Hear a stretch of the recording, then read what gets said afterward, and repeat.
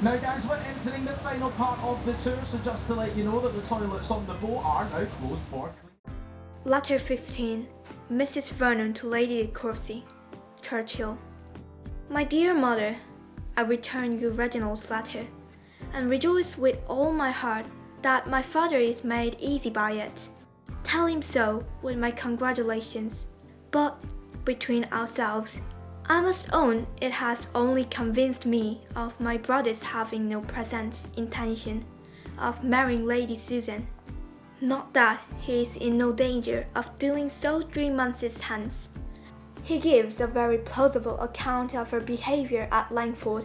I wish it may be true, but his intelligence must come from herself, and I am less disposed to believe it than to lament the degree of intimacy subsisting between them, implied by the discussion of such a subject.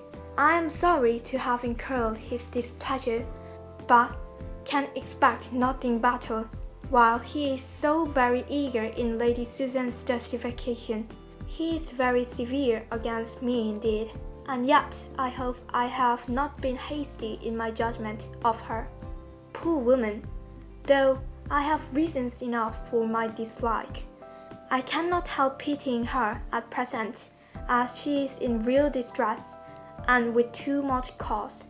She had this morning a letter from the lady with whom she has placed her daughter, to request that Miss Vernon might be immediately removed, as she had been detected in an attempt to run away. Why or whither she intended to go does not appear, but as her situation seems to have been unexceptionable, it is a sad thing and of course highly afflicting to Lady Susan. Frederica must be as much as 16, and ought to know better. But from what her mother insinuates, I am afraid she is a perverse girl. She has been sadly neglected, however, and her mother ought to remember it. Mr. Vernon set off for town as soon as she had determined what should be done.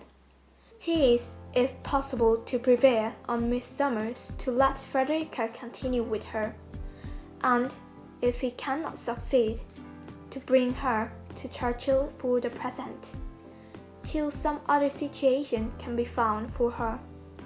Her ladyship is comforting herself meanwhile by strolling along the shrubbery with Reginald, calling forth all his tender feelings, I suppose, on this distressing occasion. She has been talking a great deal about it to me. She talks vastly well. I am afraid of being ungenerous, or I should say, she talks too well to feel so very deeply. But I will not look for faults. She may be Reginald's wife. Heaven forbid it.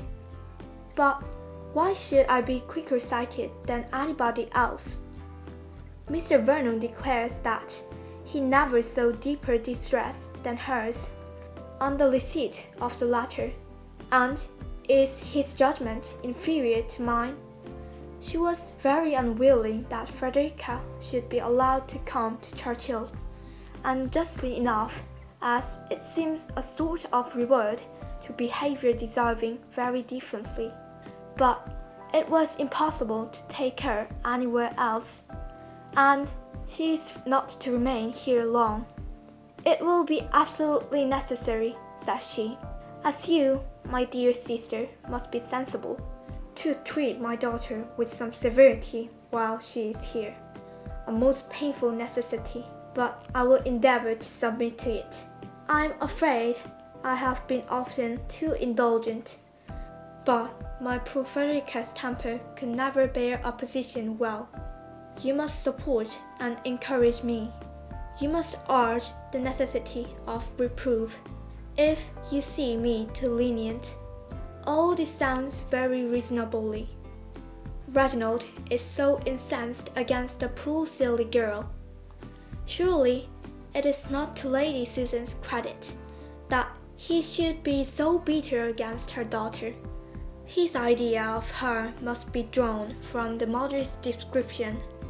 Well, whatever may be his faith, we have the comfort of knowing that we have done our utmost to save him. We must commit the event to an higher power.